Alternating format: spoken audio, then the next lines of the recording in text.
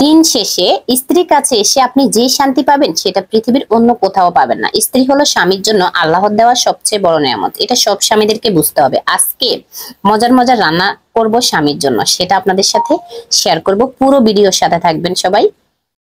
কি করতেছ? এই যে নাস্তা রেডি করতেছি, কারেন্ট চলে গেছে। তাই? এখানে কি চা বানাচ্ছ? চা বানাচ্ছি। ডিম দিয়ে ঘি দিয়ে ডিম ভাজতেছ নাকি? হ্যাঁ, পরোটা বানাবো তো হয়ে গেছে। ভালোই তো। রুটি ভাজবে নাকি? হ্যাঁ, পরোটা। পরোটা বানাবে?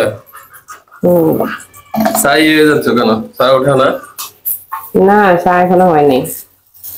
কি চা বানাবে? রং চা? পরোটা দিকে রং চা খাওয়া যায়? দুধ চা দিয়ে খেতে হবে। দুধ চা খাওয়া ভালো না? একটু অনেকদিন পর পর একদিন খেলে কিছু হয় না। হাজার হাজার মানুষ প্রতিদিন খাইতেছে। পরোটা তো সকাল সকাল কখন বানাইছো?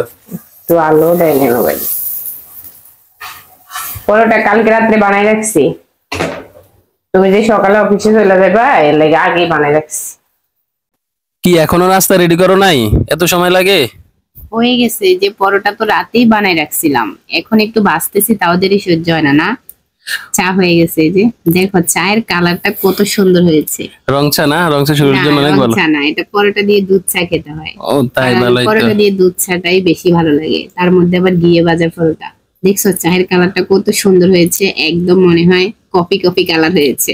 দুধ চা শরীরের জন্য ভালো না, জানো? কেন, তাই বলে কি মানুষ খাবে না? আমার পছন্দ রং চা, আমার ভালো লাগে আমার রং চা। কাছে পরোটা দিয়ে দুধ চাই ভালো লাগে বেশি। দেখছো ডিম ভাজিয়ার পরোটা কেমন লাগছে বলো? ভালো অনেক লাগছে? ভালো হয়েছে, খেতে খুব ভালো লাগে। আচ্ছা দেখো, এত কষ্ট করে রাতে বানায় রাখলাম সকালে যেন তোমার দেরি না হয়, খাবারে কোনো সমস্যা না হয়, যেন খালি পেটে না যেতে হয়। তারপরে তো বোঝো না বউয়ের মন। দুপুরে রান্না শুরু করে দিলাম। এটা হচ্ছে মুরগি, যেহেতু কারেন্ট ছিল না পুরো ব্লগ আকারে ভিডিওটা শেয়ার করতে পারতেছি না রান্নার। তারপরও এই যে রান্না করতেছি, দেখতেই পাচ্ছেন অন্ধকারে অন্ধকারে রান্না করতেছি।